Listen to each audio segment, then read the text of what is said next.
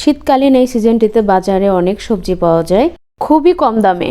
আজকে আমি আপনাদের দেখাবো সবজি আর ডিম দিয়ে স্পাইসি নুডলসের রেসিপি সহজ উপায়ে, একদম ঘরোয়াভাবে। এই নুডলসটা এত মজা হয় খেতে। আমার এই সহজ রেসিপি একবার হলেও বাসায় বসে ট্রাই করে দেখেন, মুখে লেগে থাকবে স্বাদ। তো চলুন দেখে আসি সম্পূর্ণ ভিডিওটি। আমি এখানে 3 প্যাকেট নুডলস নিছি, মিনি প্যাকেট 10 টাকা যে বাজারে পাওয়া যায় ওইটা। আমি আগে থেকে চুলায় পানি গরম করতে দিয়ে দিয়েছিলাম। এখানে কিছু ব্রোকলি আর ফুলকপি দিয়ে দিচ্ছি। 5 মিনিটের মতো সিদ্ধ করে নিব। 5 মিনিট পরে চলে আসলাম। এখন আমি নুডলসগুলো আস্তে আস্তে দিয়ে দেব। এখন ভালো করে নাড়াচাড়া দিয়ে 5 মিনিটের মতো আবার সবজি আর নুডলস সিদ্ধ করে নেব। তো সিদ্ধ হয়ে গেছে নুডলস। এখন আমি একটা ছাঁকনির সাহায্যে ভালো করে সেকে নিব। সেকে নিয়ে এখানে পানি দিয়ে ভালো করে ধুয়ে নিব। ঠান্ডা পানি দিয়ে নুডলসগুলো ধুলে অনেক ঝরঝরা থাকে। আমি এখন একটা প্যানে কিছুটা তেল দিয়ে দিচ্ছি। পেঁয়াজ দিয়ে দিলাম।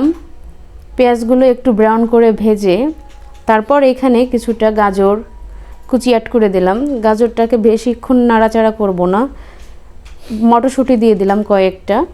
ভালো করে নেড়ে কাঁচামরিচ দিয়ে দিচ্ছি। আর একটা ডিম ফেটে রেখেছিলাম ওইটা দিয়ে দিচ্ছি। ডিমটা ভালো করে সব কিছুর সাথে ভেজে নিব। তারপর কিছুটা ক্যাপসিকাম দিয়ে দিলাম। এখানে টমেটো অ্যাড করে দিচ্ছি। সবগুলো উপকরণ একসাথে ভালো করে মিশিয়ে নিব। তারপর এখানে কিছুটা স্বাদমতো লবণ দিলাম। সয়া সস দিয়ে দিচ্ছি। আপনারা চাইলে স্কিপ করতে পারেন, টমেটো সসটা দিতেই হবে। টমেটো সসটা দিলে নুডলসের টেস্টটা খুব বেশি ভালো হয়। নুডলসের প্যাকেটের ভিতরে যে মশলাগুলো থাকে সেইগুলো আমি দিয়ে দিব।